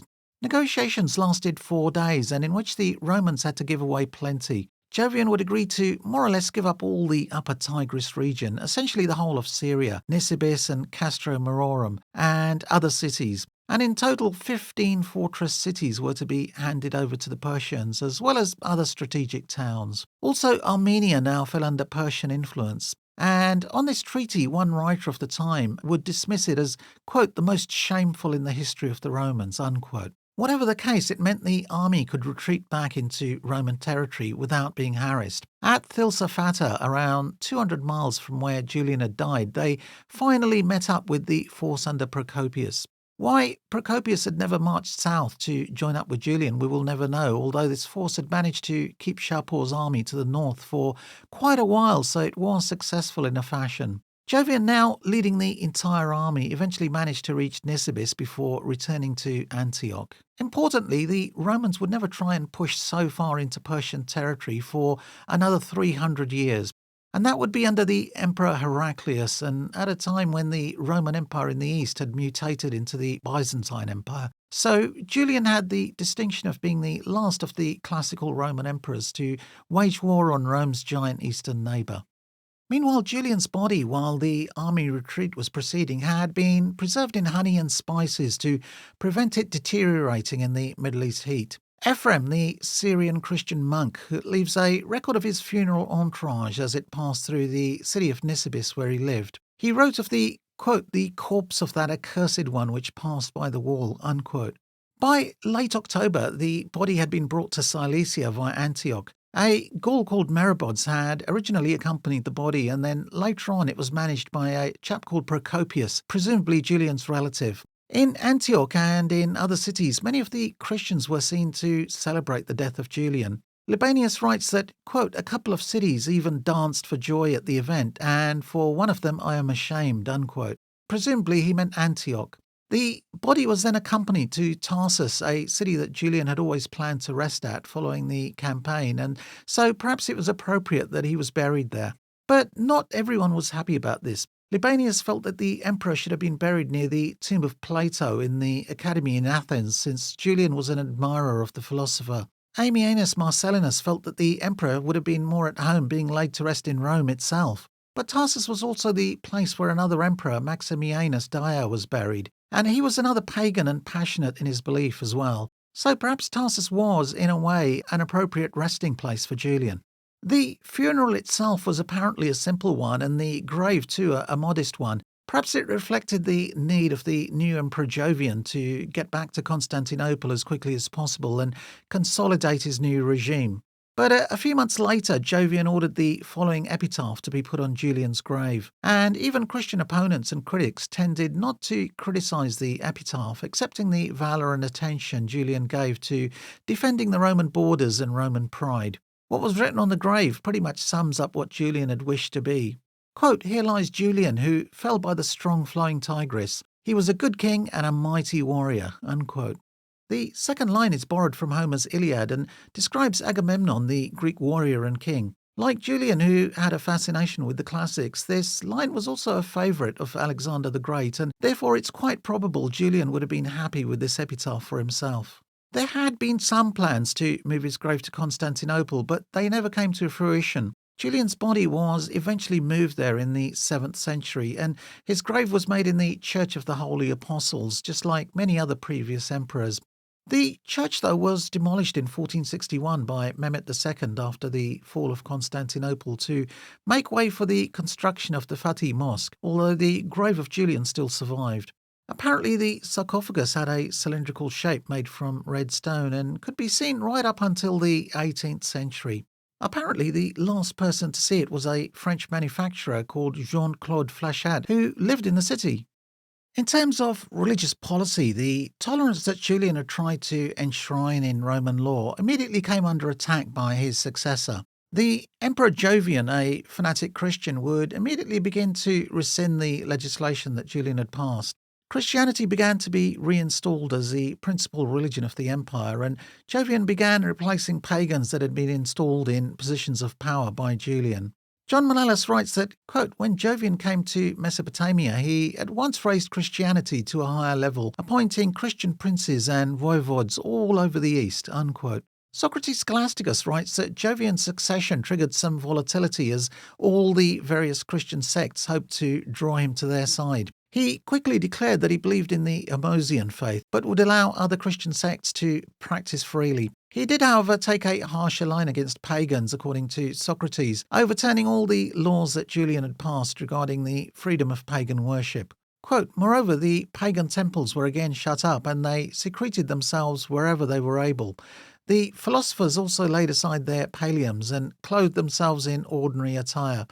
That public pollution by the blood of victims, which had been profusely lavished even to the disgust in the reign of Julian, was now likewise taken away, unquote. With Julian gone, the chance of paganism making a comeback was pretty much extinguished as more intolerant Christian emperors like Theodosius and Gratian came on the throne, and laws banning paganism became increasingly stricter and more punitive.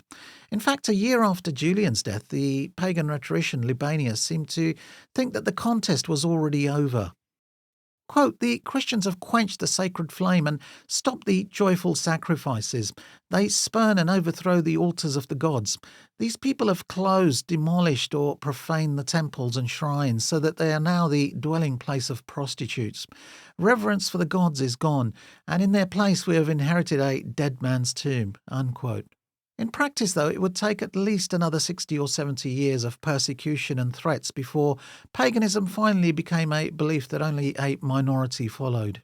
So, summing up, Julian only reigned for a little more than 20 months. He didn't found any cities or name any monuments or indulge in any such vanity projects. He was a modest man in any case, and perhaps would not have indulged in these things even if his reign had been much longer. But his death was permanently and literally carved in stone by his enemies, the Persians. And this image can be seen on the cliff face at a place called Taki Bastan, near the present-day city of Kermanshah in Iran. And it shows the Persian king Ardashir II, probably the son of Shapur II, and who may have therefore taken part in the Battle of Samarra, trampling over a bearded man who represents Julian.